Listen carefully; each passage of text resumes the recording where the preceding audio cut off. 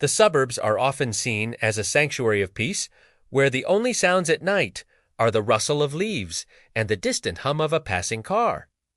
But in this house, the silence felt different tonight. It wasn't the silence of rest, but the silence of something waiting. A heavy atmosphere that seemed to press against the windows from the outside. Inside, Lena and Marcus were caught in the mundane rhythm of a school night.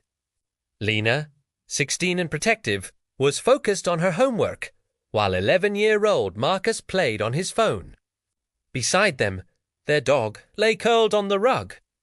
A picture of domestic normalcy that was about to be shattered in ways they couldn't possibly imagine. Then it happened. 3 heavy, rhythmic knocks vibrated through the solid oak of the front door. It wasn't a polite tap of a neighbor or the frantic drumming of an emergency. It was deliberate, cold, and unnervingly loud.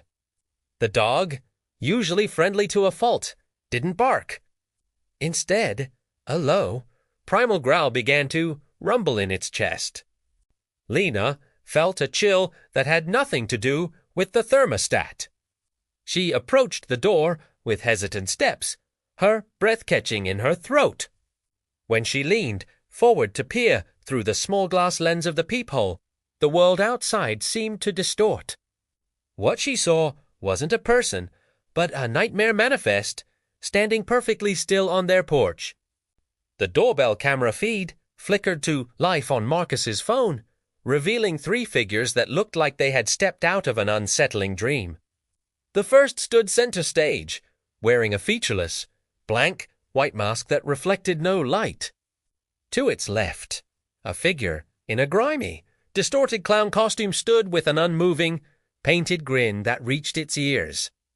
The third figure was perhaps the most jarring, a dark nun, her face completely obscured by the deep shadows of her habit. They didn't move. They didn't breathe.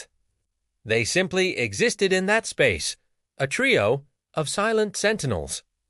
Then, a voice, thin and dry like autumn leaves, whispered through the wood of the door open the door, or we will come in. Panic surged as Marcus began to record, his hands trembling as he captured the impossible scene. The dog's growling escalated into violent barking, charging the door. But as they watched the screen, the figures didn't walk away. In the blink of an eye, literal frame skip in the recording, the porch was empty. The silence that followed was even more terrifying than the knock. The terror migrated. From the kitchen at the rear of the house, a new sound emerged, a frantic, rhythmic scratching against the back door, like claws on metal. Lena and Marcus turned, their hearts hammering in unison. The back door camera showed them again, but they were closer now, their forms looming over the lens, defying the physical distance of the house. When investigators later reviewed the digital records, they found anomalies that defied the laws of physics. The timestamps on the footage didn't just move, they skipped. Minutes of real time were condensed into seconds, and the figures moved across the yard in jumps that suggested they were not traveling through space, but shifting through the very fabric of time itself. Inside the house, the reality of the siblings began to fracture. The overhead lights began to pulse with a sickly rhythm, and the air grew impossibly cold. Despite the doors being deadbolted and the windows locked, heavy footsteps began to echo from the floorboards directly above them. Slow, deliberate steps that mirrored the weight of the earlier knocks. Lena grabbed Marcus's hand, her eyes fixed on the ceiling. They were trapped. A notification chimed. On Lena's phone, the upstairs hallway camera had detected motion. With shaking fingers, she swiped the screen open. There, standing in the narrow corridor outside their bedrooms, was the blank, masked figure, its dark cloak blending into the shadows of their own home. The realization hit Marcus like a physical blow.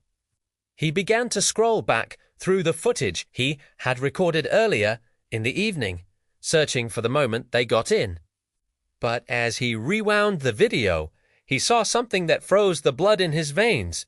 The figures hadn't entered after the knocking. They were visible in the background of his earlier videos, standing in the corners of the rooms while they ate dinner. The knock wasn't a request for entry. It was a signal that the game had begun. Suddenly, the front door, which Lena had seen locked with her own eyes, creaked open with a slow, agonizing groan. It swung wide to reveal the empty street, the wind whistling through the house.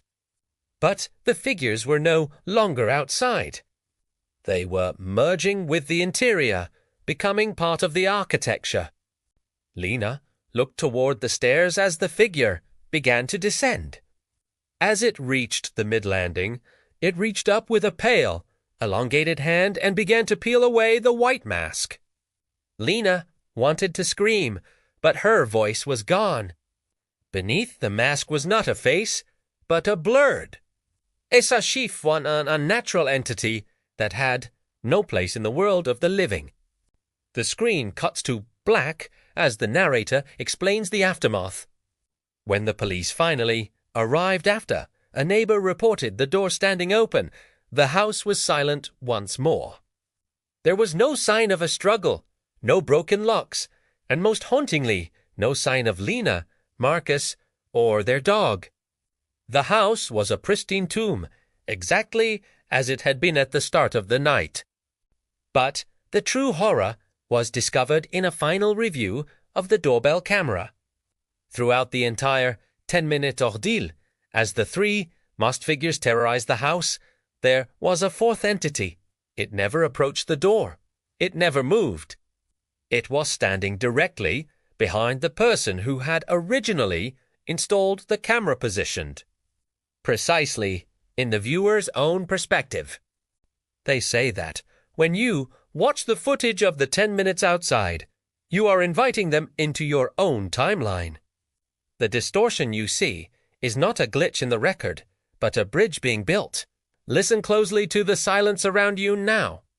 Sometimes, the most terrifying knock doesn't come from the front door. Sometimes, it comes from right behind you.